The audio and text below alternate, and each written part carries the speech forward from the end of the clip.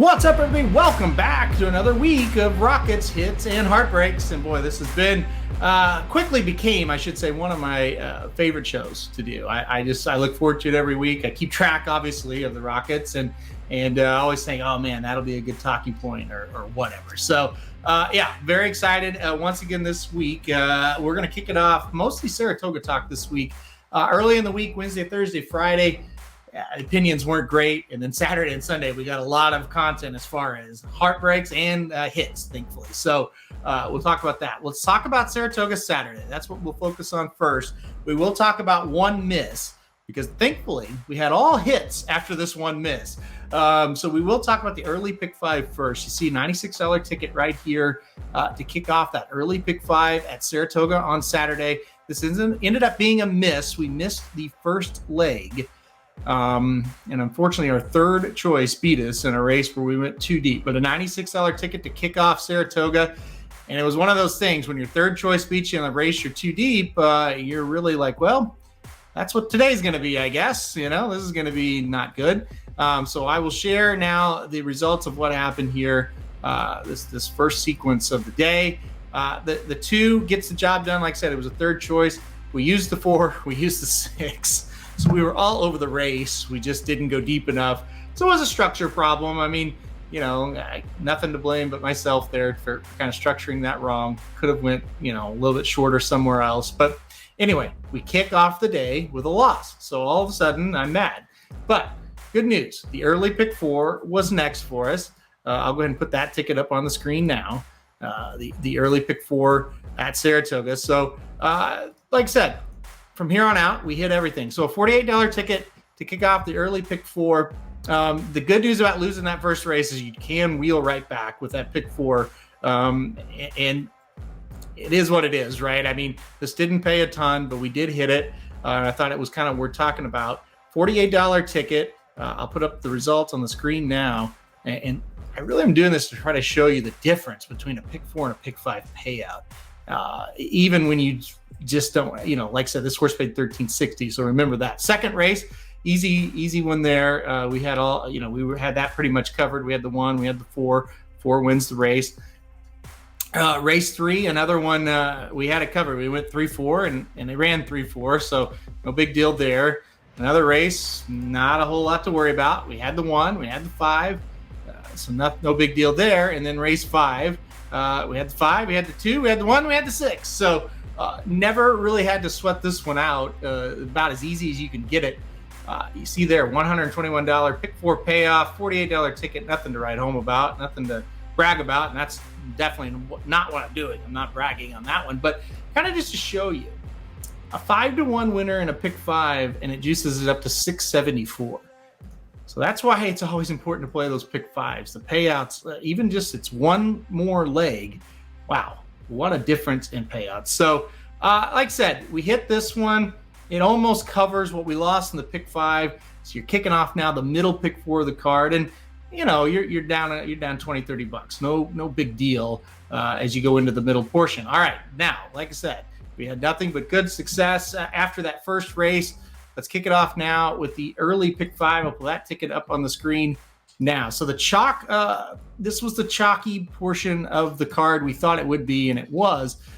But you're going to notice, you know, sometimes playing the chalk, if you can mix it in with just a price or two, it's really going to help your payout. So here we are here, $80 ticket at Saratoga for this middle. This was the middle pick 4. We singled the 1A. It was a New York bred race with the Pletcher entry we thought highly of.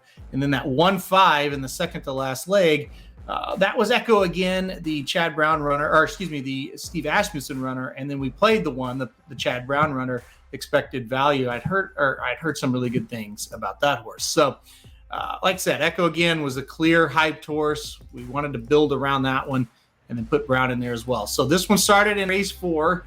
And we had a winner right there. Like I said, we kind of had rehashed race 4 and race 5 again here. 11-20 winner there.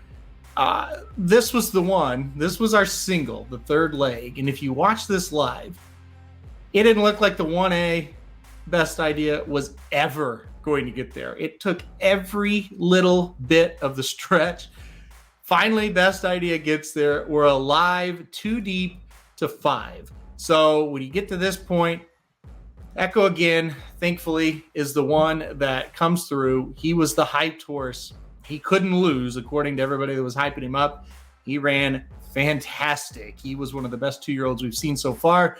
Like I said, the other horse that was hyped to me was Expected Value. He ran 3rd. I think that horse is really going to improve, by the way, second out. And I think they might stretch that horse out a little bit in distance. I would not forget about Expected Value. I think that's a really nice horse. Not as nice as Echo again. That horse was fantastic. So like I said, we go into the stakes, and it's a 6-horse field. We're alive to 5 of them. It's an $80 ticket. We're feeling very good. And we got the upset we needed for this to pay pretty decent. Hottie ends up winning the race. Just didn't run all that well when they stretched her out in distance last time out. But this time around, cut back, got out to the lead, broke well, outbroke the 2 who was supposed to set the pace, got out the lead, and it was over. Just took them gate to wire. Beautiful win for Hottie. That's what we wanted. And there you go, an $80 ticket pays $631.75. And so very, very solid. We had 2 really short prices, and the pick 5 still pays $631.75. So this was a really nice one. I want to point this out too. We also hit the pick 4. The ticket was $20 and it paid $147. I mean, so there's nothing wrong with that. That's really, really a solid return on a $20 ticket when you're playing those favorites. So felt pretty good. We're now going into the late portion of the card, and we're up, and no matter what happens, we're going to have a really good day and make a profit. But let's see if we can hit this last one. So we go now to the late pick 5 at Saratoga. That is a sequence that involved Nest, as I will pull this one up now. There it is. No, that is the pick 4. Let me get the pick 5 here for you guys. There it is. All right, so late pick 5 involving Nest. I did not get fancy here. We singled Nest on this ticket. Well, that is the pick 4 again. I don't think I have the pick 5 ticket. I think I saved the pick 4 ticket twice. So I will share the pick 4, and then I'll tell you. Hold on here. Let's see. Nothing like mistakes. All right, here we go. So this was the pick 4 ticket. The pick 5 ticket was the same exact thing. It just added the 1-5, which was Echo again, and an Expected Value. So it was an $80 ticket here for this one. $40 for the pick 4, $80 for the pick 5. Like I said, it was the exact same. We just had the 1 and 5 in that first leg of the ticket there that I did not save. So there it is. That was what we played. 40 for the pick 4, and then 80 for that pick 5. So let's get to the results here. All right. Once again, like I said, Echo again the winner. We had we went 4 deep in that one, and we got to Hottie, so that was good. We went 5 deep here. We had the 1, we had the 3, we had the 7. So we had the 1, the 9, and the 7, I should say. So we were all over it. Caravel, man, just flew home, and we had the 1 or 7, and that really would have juiced things up. Just couldn't beat Caravel. She ran her race. She's inconsistent, but when she runs, she's pretty darn good. Good. Back to the Alabama, like I said, with Nest, easy single, got that one home, no problem. And then we had the 4 and the 6 in this spot. The 4 would have paid a little bit more, but the 6 gets home. Saratoga Flash, like I said, $80 ticket pays $410.50 for the pick 5. And remember that $40 ticket paid $236.50. I couldn't believe the pick 4 paid that. I thought that was a fantastic payout. So, I mean, you're looking at Nest, okay, which looked very, very easy on paper. And if you played the pick 4 and the pick 5, you made, $650 roughly. And then your ticket cost for the pick 4 and pick 5 combined was $120. You made $500 singling Nest in that spot, total. Man, I mean, that is what you want. That is what's called creating values around favorites. A lot of people will try to beat a favorite no matter what, but in my opinion, when you get a horse like Nest, you just play her and you move on and you try to create value in those other races. I was more than thrilled to get that return back. I thought that was pretty darn solid. So, all right, it wasn't all good news at Saratoga, though. Let's move on to Sunday, and let's move on to the Heartbreaks here. There's the results. I want to pull up the ticket first, though. The early pick 5 on Sunday, I took a little bit of my soul. So let's share this one. Early pick 5 on Sunday. Here comes the Heartbreaks. All right, $108 ticket. We try to keep it under 100, but I just felt like I could not narrow down, and neither could Jared narrow down the first race. So we went 6 deep by 2 by 2 by 3 by 3. We didn't have a strong single either, so we had to kind of keep it at that 108. We tinkered with kind of taking it back a little bit, but just didn't think we could do it and feel good about it. I thought, well, it's 108. It's not that big a deal. And I thought the sequence was going to pay, and I thought a big reason would be this first leg. Well, here we go. So there it is, $108 ticket. Remember, we went 6 deep to start this thing. This was just crazy. The best possible thing happens right off the bat. We get a $33 winner to start the sequence. And I text Jared, and he texted me, and he's like, well, that's what we wanted. I said, now we have to be really, really right these next 2 races because we're just too deep. They're kind of questionable if we get to too deep, but it was just a sequence where you had to narrow it down somewhere. This one, Phantom Smoke, looks great, and the 2 also on our ticket ran second. So no problems there, no worries. This race, 40 smooth, fantastic, easy winner. The 4 was nowhere to be found, but the 3 won pretty easily, so we didn't really sweat that one out. We go to the next one, another winner of 11.20 this time. And so we've beaten the favorite in every leg but one, and we're 3 deep going into the last leg. We're alive to like $1,500, $2,400, and $2,600 on a $108 ticket. So now it's like, well, it doesn't really matter that we played a $108 ticket. The value is there. So those feelings of feeling a little bad for getting over that budget were gone. Just felt great about it. Then they ran the race. Tiberius Mercurius, this horse, I never can get this horse right. And so anyway, we had the 3, the 6, and the 10. I don't know. The 6 was ahead for probably 95% of the stretch, I would say. This was one of the worst beats we've had all meet and maybe all year. The Tiberius Mercurius would get to the throat latch, then Grand Journey would kind of re-engage and get ahead, and they would go back and forth. 50 yards from the wire, Grand Journey looked like it was going to win. Tiberius Mercurius gets him at the last. So we're out, and we lost that one. And like I said, that was a $2,400 payout to the 6. That would have ensured, another winning month. We're still up for the month with the Rockets, but that wouldn't even matter what we'd done this week. It would have been a winning month. $2,400, and it came down to a nose. There was some bumping. I thought we might have an inquiry, no inquiry. So, yeah, like I said, that's just how it goes sometimes. So that was definitely a heartbreaker for sure. And like I said, we'll scroll down here. Tiberius Mercurius, it paid $5,200. Like I said, it was $2,400 to the 6. So heartbreaker, definitely a heartbreaker for sure in that one. All right, then we'll do one more. The late pick 5 on Sunday as well at Saratoga, another heartbreaker. This one not for as much money, so it really wasn't too bad. Apologies, I did not get the screenshot when it was live on the site. This is the back end of the site here. $96 ticket. We went short in 2 legs, and then 3 by 4 by 4 in the other ones. We had the Bolton landing in there. Probably should have singled the 2. That was the mistake.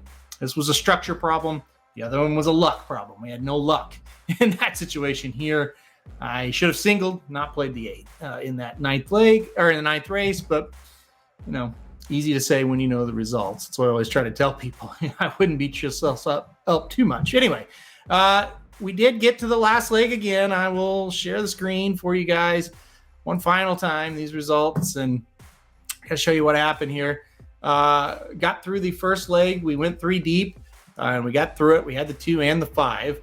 The next leg, this was kind of another mistake. I liked the 3. We ended up going 4 deep here. Probably should have narrowed it down. I thought it was a little bit more wide open than it was. That's another spot where we could have narrowed it down. That was a top pick winner. In this one, the 2 was a top pick winner, but I didn't feel bad about throwing the 8, even though the 8 didn't run very well before the race. I thought that horse could be trouble. So it didn't feel too bad, but that's another one we could have gone shorter. Right here, the 2 and the 8 again, what we used. They ran 1-2. another top pick winner, and that's the theme of it, right? The top pick won 3 straight times in the sequence, and we were 4 deep by 2 deep. So if you get short somewhere, you definitely could have gotten to this last leg. We get to the last leg, it was a wide open affair. We had 4 horses, we had the 3, we had the 8. See, they finished second and third. 3 was gaining with every stride, but could not get to the 2. 2 holds on to win by a half length. You scroll down here, the pick 5 pays $1,300. It would have paid about $700 to that 3. And that's what kills you. Some of these other ones that we had were like $200 payouts, $400 payouts, because it was pretty chalky. The 3 was a $700 payout on a $96 ticket. So even though you missed out on $2,400 earlier, you come back, you hit this one for $700.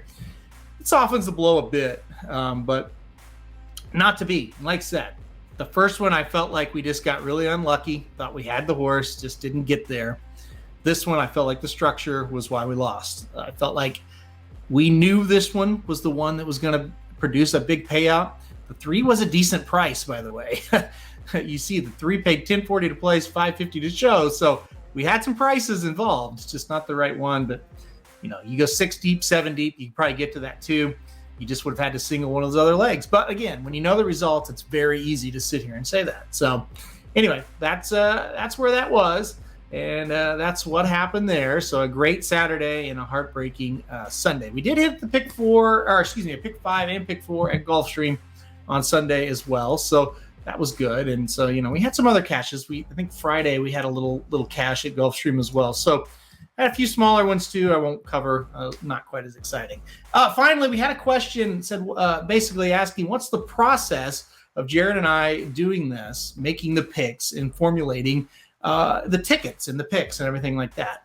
So basically what happens is we don't communicate beforehand. We both handicap on our own, and then we get together and we have a list of these are the horses we have to, we're not playing the ticket without these horses. Here's some bubble horses, right? And so we each have those lists, and then we just it's not like this is what we do every single time type of thing. We both get together. Here's our must uses. Here's our bubble horses. And then we just kind of formulate from there. So I'll pull up a ticket, actually. Let me pull up one. Let's just do this early pick 5, because this is one where we had some deliberation. And some of them are very easy. We do them very quick because you have the same opinions, and some of them we don't. So the first leg here, our must use and bubble, we were everywhere on them. So we just here are the must uses. We had 2 or 3 of those. Let's put those on there. And then we had 3 or 4 each on bubble horses. It's like, all right, let's formulate and pick 1 or 2 of them, and let's go 6 deep, right? And so, that's about as specific as I can do because it's always a little bit different. So the next leg, we used the 2 and the 7. Well, those were both our must-use horses. We're 2 and 7. Both of us had that. We had a couple other bubbles, and it's like, well, if we're going 6 deep in the first leg, we got to use just our must-uses in this leg. So it's not like, well, we just use the must-uses every time, or we use 1 must-use and 2 bubble horses every time. It just kind of depends on the sequence as to what we use. The third leg, we both had the 3 on top. We almost singled. We both had the 4 in the must-use category, though, and then we had a bunch of bubbles there.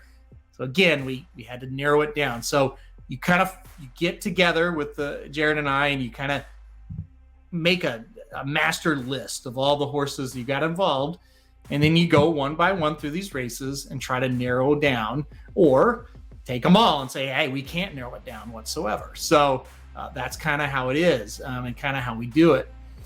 Again, there's not any real scientific, or this is what we do every single time. It's just, here's a list of horses that we like after handicapping. Here's the ones we really like. Here's the ones, we're either way on, and then you just kind of try to articulate the ticket and the structure, and use the horses that you see best based on that structure. So I'll pull up another one, just kind of an example here. This the late pick 4 with Nest in it. There it is. This was really a pretty simple one because we both love Nest. We're like, we're not going to play against her, So what we do in that situation, when we see a horse in that 5 or a 4 race sequence, it's like we both love them. We're not playing against. Throw that one out on the board, and then you build around it, right? So like for this one, for the pick 5 and the pick 4, we started with the second to last leg. It's like, okay, here's this. Now let's build it around.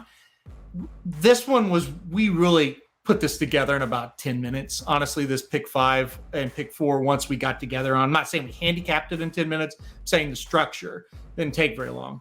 We liked a lot of the same horses in this. And it was just honestly, it was just a decision. It was like, do you go 4 deep here, 5 deep here, 3 deep here?